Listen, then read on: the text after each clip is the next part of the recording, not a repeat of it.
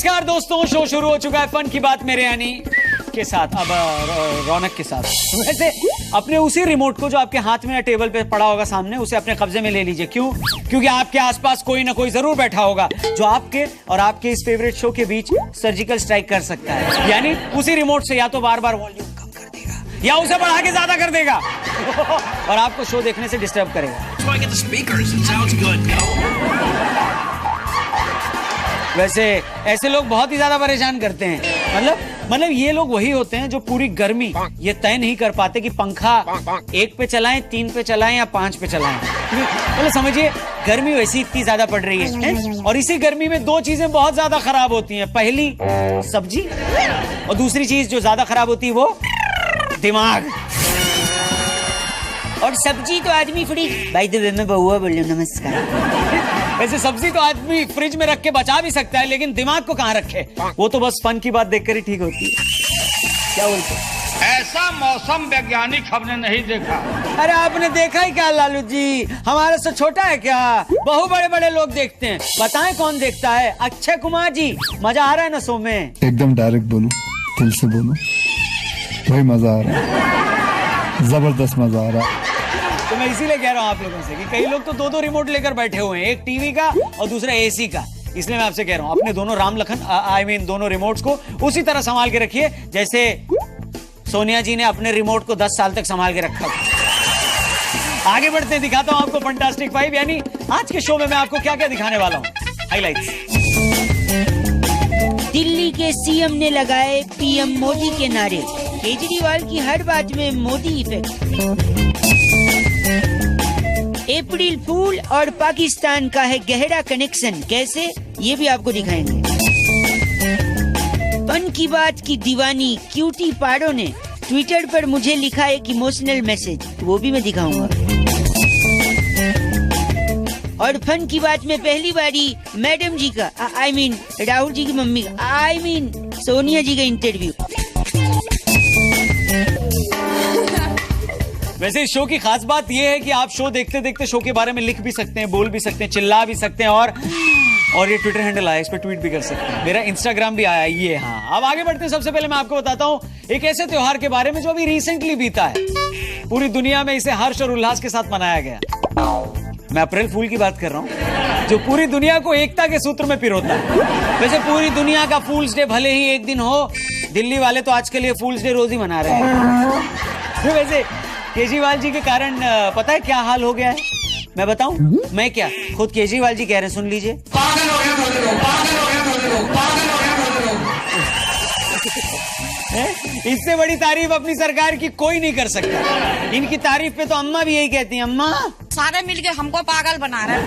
पागल बना रहे हैं। वैसे सर जी नमस्कार, मैं बोल रहा हूँ इस बार सर जी ने एकदम अलग तरीके से सेलिब्रेट किया है जी अप्रैल फूल्स डे। कैसे? व्हाट्सएप और सोशल मीडिया पर सर्कुलेट हो रहे आधे अधूरे वीडियो को देखकर इलेक्शन कमीशन को इन्होंने अपने निशाने पर ले लिया और ईवीएम की जांच कराने पर अड़ गए। इसी बात पर झल्लाए इलेक्शन कमीशन ने अपने मन ही मन में कहा, आप बार बार ईवीएम पे सवाल उठा रहे हो, आपको क्या लगता है हम बताइए, हम कहते सॉरी हम तो रौनक हैं, ये फन की बात चल रहा है, ये जी न्यूज वाले हैं। खैर मैं ये कह रहा था ईवीएम का फुल फॉर्म केजरीवाल सर के हिसाब से है इच्छाधारी वोटिंग मशीन। मतलब आप बटन कहीं भी दबाओ एक ही पार्टी को जाता है। वैसे केजरीवाल जी ने ईवीएम पर सवाल उठाते हुए ये तक भी कह डाला कि 72 घंटे के लिए हमको ईवीएम दे दो तो हम प्रूव कर देंगे, नमस्कार मैं केजरीवाल बोल रहा हूँ, हमें प्रूव कर देंगे कि मशीनों से छेड़छाड़ पॉसिबल है। कैसे?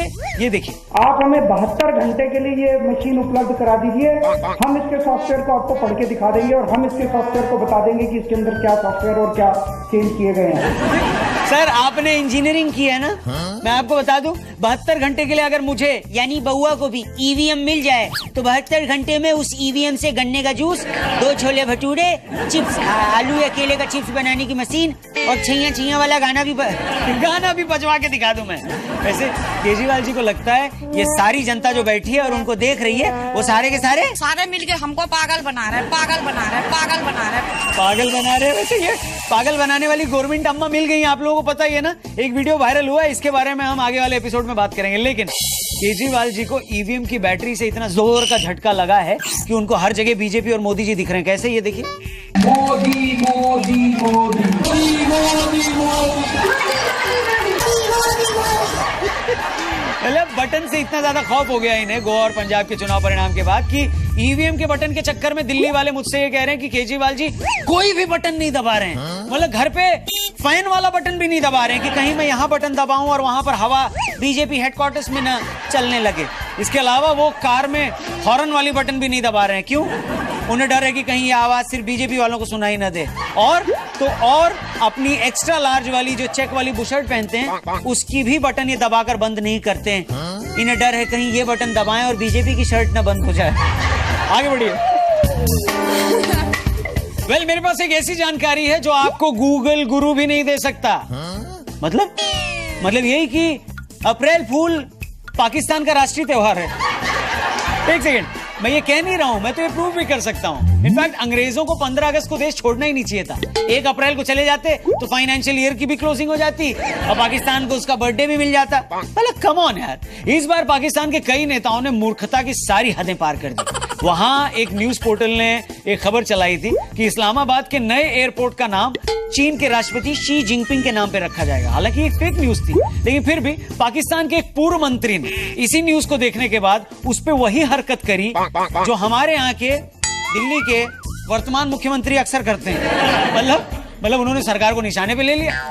रहमान मलिक ने मीडिया में यहां तक के कह दिया कि इस एयरपोर्ट का नाम बेनजीर भुट्टो के नाम पर ही रहेगा, नहीं तो बात बहुत दूर तलक जाएगी। उन्होंने, मेरे को लगता है, केजरीवाल जी को फोन भी किया है कि आपकी तरह हमारी सरकार भी देखिए हमको परेशान कर रही है। कैसे? कल से मेरे पास इतने लोगों के फोन आए हैं, बोले जी ये तो धोखा हो गया हमारे साथ। पूर्व क्रिकेटर और वर्तमान नेता इमरान खान ने भी ट्वीट किया। पहले आप ट्वीट देखिए, ये अंग्रेजी में लिखा है, अंग्रेजी में। हिंदी में इनके ट्वीट का सारांश अम्मा बताएंगी। ये बिक गई है गवर्नमेंट। वैसे अम्मा, पड़ोसी मुल्क में एक साफ दिल की तू ही बची है। हम सोचे तेरा भी वीजा करवा के तेरे को हमेशा के लिए यहाँ मंगवा ले। खैर, इस बात से ये साबित हो चुका है इन सारे मामलों को देखकर कि भारत और पाकिस्तान का कंपटीशन एक दूसरे से सिर्फ क्रिकेट मैच जीतने में नहीं बल्कि फूल बनने में भी है। वहां के नेता फूल बन जाते हैं और हमारे यहाँ नेता फूल बनाते रहते हैं जनता को। आगे खत्म भैया, सुप्रीम कोर्ट ने हाईवे से लगे ठेके बंद करा दी। यार, पहले एपिसोड से कह रहा हूं, पूरा बोल लेने दो, फिर फोटो लगाया करो। हाईवे बोलती ये फोटो लगा दी। हाईवे से कल को मैं बोलूंगा बम तो तुम ये लगा दोगे। पूरा कर लेने दिया करो। हो सकता है मैं बोल रहा हूं बम भोले, तुम बम गोले लगा दोगे। फिर से शुरू करते हैं। सुप्रीम कोर्ट ने हाईवे से लगे ठेके बंद करने का जो फैसला दिया है उससे ये बात अब पता चल गई लोगों को कि आप अब लगा के नहीं भगा सकते अपनी गाड़ी। मतलब 100 से 3 चीजें होती हैं। पहली सड़क, दूसरी सड़क जिसको लोग हाईवे भी कहते हैं, दूसरी शराब जिसको लोग हाई होने के लिए यूज करते हैं, और तीसरे सलमान भाई। ये सड़क और शराब वाला फैसला अगर कुछ सालों पहले आता तो भाई का ड्राइवर आज इतना फेमस न होता। ये जोक जिनको समझा वो ठीक है, वरना सलमान के फैन जूता फेंक के मत मार देना स्क्रीन पे। मेरे को प्रॉब्लम नहीं, आपकी स्क्रीन टूट जाएगी। वैसे सड़क और शराब ये वो 2 चीजें हैं जो एक न एक दिन आपको कहीं पहुंचाती हैं। इन 2 चीजों का इस्तेमाल एक दिन आपका सफर खत्म जरूर करता है और आपको फाइनल डेस्टिनेशन पर पहुंचाता है। लेकिन अगर सड़क और शराब इन दोनों का कॉकटेल हो जाए तो क्या होता है? क्या होता है? इतना दार्शनिक काहे हो रहे हो? कोई फिलोसॉफी थोड़ी है इसमें। होगा क्या? आपका सफर हो सकता है जल्दी खत्म हो, कहीं ना कहीं तो आप पहुंचोगे इन दोनों के कॉकटेल के साथ, भले चाहे अस्पताल ही क्यों ना हो। वैसे तमाम लोगों को कोर्ट के इस फैसले से बड़ा ज्यादा दुख हुआ है। इतना ज्यादा दुख हुआ है कि उन लोगों को ये बैन नहीं बल्कि जबरा बैन दिख रहा है। जबरा बैन, मैंने फैन नहीं बैन ही कहा है। ओके, तो साहिबान, मेहरबान, कदरदान, थूकदान, पानदान, कन्यादान, रक्तदान, नादान, ज्यादा हो गया, नादान पे ही बात करते हैं। हाँ, ऐसे नादान जिनके माँ बाप ने उनसे आस लगाई है कि उनका बेटा या बेटी एक दिन उनका नाम जरूर रोशन करेगा, लेकिन नाम तो नहीं, उनके बेटे बेटी ने मोबाइल का इतना उपयोग किया है कि मोबाइल की स्क्रीन से जो लाइट निकलती है उससे बस उनका चेहरा रोशन होता है। पर हाँ, आप लोग इसी मोबाइल से इसी शो को देखते हुए जब ट्वीट करके कहते हैं ना शो के बारे में, रौनक के बारे में, इस माइक के बारे में, पीछे लगे पर्दे के बारे में, तो हमें बड़ा अच्छा लगता है। उन्हीं ट्वीट्स में से कोई एक ट्वीट, एक नहीं मतलब 3-4 ट्वीट्स निकालकर कंप्यूटर जी हमारे सामने रखते हैं और हम एक एक करके आपको दिखाते हैं। तो आज का जो पहला ट्वीट सिलेक्ट हुआ है वो हमें भेजा है प्रशस्ति झा ने। वो एक शेर भी लिखती है, अर्ज किया है, गौर फरमाइएगा। लिखती है कि रौनक जो तुम इतने प्यारे हो, पहली लाइन ही किलर है, आगे का सुनिएगा। प्रशस्ति लिखती है रौनक जो तुम इतने प्यारे हो। माहौल बनी रहा था कि अगली लाइन वो लिखती है अरे भाड़ में जाओ कौन सा हमारे हो। चलिए thank you very much tweet करने के लिए प्रशस्ति। आपके लिए मैं यही कहना चाहूंगा कि प्रशस्ति झा झा झा प्रशस्ति। अगला ट्वीट है प्रणय ग्रोवर का। कहते हैं उनकी फैमिली कनाडा में रहती है और वो लोग इंटरनेट पर मेरा शो देखते हैं। Pranay ji thank you very much show देखने के लिए। आपकी फैमिली शो पसंद करती है उसके लिए भी धन्यवाद। लेकिन आप लोग बच कैसे गए? बच कैसे गए मतलब कनाडा में आप इंटरनेट से आम आदमी पार्टी को डोनेशन देने की बजाय मेरा शो कैसे देख पा रहे हैं? मतलब आप उन चंदा मारने सॉरी आई मीन चंदा मांगने वालों से बचे कैसे? Thank you very much. ऐसे बच बचा के शो देखते रहिए, ट्वीट करते रहिए। अगला ट्वीट है क्यूटी पारो का। वो कहती है कि मेरा शो उन्हें बहुत पसंद है। Thank you very much cutie Paro.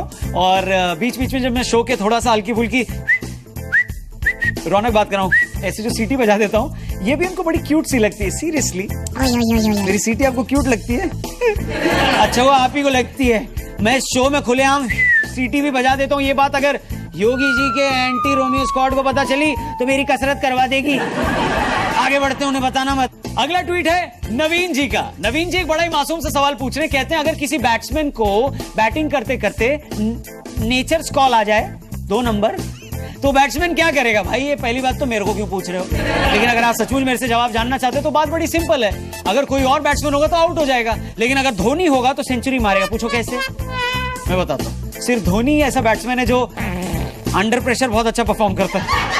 Thank you. ये थे आज के हमारे ट्वीट आगे भी करते रहिए। ट्वीट्स के अलावा अगर आप लोग शो देखते देखते अपना फोटो भी ले लेते हैं टीवी स्क्रीन के साथ, टीवी स्क्रीन पे जब मैं होता हूँ हाय रौनक ले लो फोटो ले लो।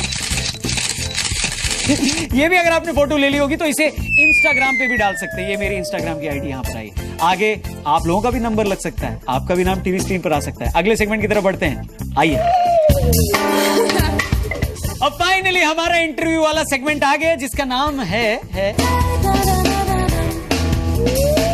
वैसे मेरे को ऐसा लगने लगा है कि जो नौकरी दिलाने वाली वेबसाइट्स होती हैं उनसे ज्यादा इंटरव्यूज तो आज तक मैंने ले लिए। लेकिन जिन शख्सियत का आज मैं इंटरव्यू करने वाला हूं, पहली बार मैं तहे दिल से उनका स्वागत करना चाहूंगा। मैडम जी का स्वागत करे फन की बात में मैं रौनक बोल रहा हूं। सोनिया जी के लिए जोरदार तालियां। Thank you very much. वैसे हमारे शो में आज पहली बार आई है, हमारा शो कैसा लगता है आपको? सोनिया जी नमस्ते। बहुत आनंद आता है। वाह आना ही चाहिए। आनंद आता नहीं, आनंद आते नहीं, सॉरी। वैसे राहुल जी भी हमारा शो देखते हैं, उनका कई इंटरव्यूज हैं जो बड़े ज्यादा वायरल हुए हैं। उन्होंने दिखाया कभी आपको? उन्हें जब भी मौका मिलता है वे इसे किसी न किसी बहाने से दिखाते हैं। और क्या कहते हैं? और कुछ कहते हैं हमारे बारे में? कभी डीएनए को खराब बताते हैं। डीएनए को खराब? कौन से डीएनए? एनडी तिवारी जी वाला डीएनए टेस्ट, उसको खराब बताते हैं? अब देखो मुस्कुरा रही हैं आप। खैर कोई बात नहीं, इंटरव्यू शुरू करते हैं उसी बात से जो मोदी जी सबसे ज्यादा बार बोलते हैं। क्या बोलते हैं? भाइयों और बहनों। बहुत बढ़िया। वैसे मैं आपसे मैं तो पूछूंगा ही। शुरुआत में आप मुझसे कुछ पूछना चाहती हैं तो पूछ सकती हैं प्लीज। अभी तक शोबाजी के अलावा क्या किया है?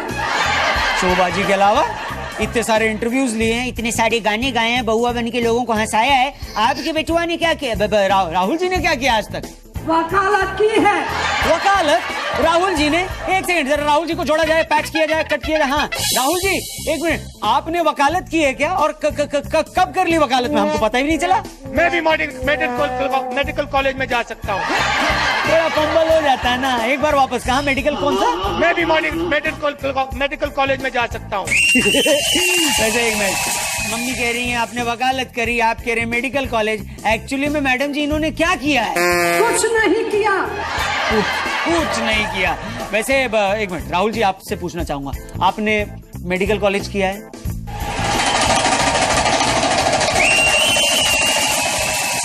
वकालत किया है? कुछ भी किया है? इंजीनियरिंग किया है?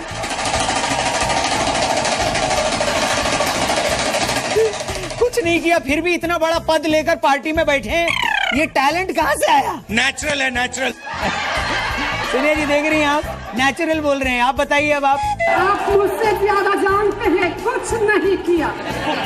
एक सेकंड, मैं तो कह ही रहा था कुछ नहीं किया, आप कह रही हो वकालत, ये कह रहे मेडिकल। खैर, अखिलेश यादव जी को हराने में इनका सराहनीय योगदान। और समाजवादी पार्टी को हराने में कांग्रेस पार्टी का कांग्रेस पार्टी का भी योगदान है। तो उसका भी योगदान है। खैर, मैं ये कह रहा था, पॉलिटिक्स चीज ही ऐसी है मैम, मतलब इसने ना तमाम परिवारों को क्या किया?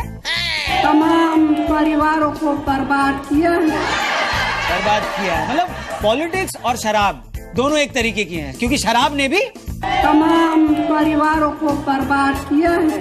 बर्बाद किया, और जुए ने भी, जुए की जो लत है उसने भी तमाम परिवारों को बर्बाद किया है। बर्बाद किया। इन चीजों से दूर रहना चाहिए, जुआ हो, शराब हो, ये सबसे दूर रहना चाहिए। राहुल जी, आप तो इसमें से कुछ नहीं करते ना? नहीं करते। मतलब ऐसे माहौल में रहकर भी आप इन सारी चीजों से ऐसे दूर रहते हैं, कैसे? नेचुरल है, नेचुरल। मैं ना कहता था ये टैलेंट नेचुरल है। वैसे इतने नेचुरल टैलेंट के बाद भी, सोनिया जी, राहुल जी ने पार्टी के लिए क्या किया? कुछ नहीं किया। कुछ नहीं। वैसे बचपन में आप इनसे जब पढ़ने को कहती थी कि बेटा राहुल पढ़ाई कर लो, पढ़ाई कर लो, तब भी इन्होंने कुछ नहीं किया। कुछ नहीं किया। इसी तरह 10 साल तक डॉक्टर साहब भी सिर्फ आप ही की बात सुनते रहे, इसके अलावा उन्होंने क्या किया? कुछ नहीं किया। कुछ क्या क्या क्या क्या क्या क्या क्या क्या कहा आपने? अब आप कहेंगी नहीं, आप मुस्कुरा रही हैं। राहुल जी आप बताइए, क्या किया इन्होंने?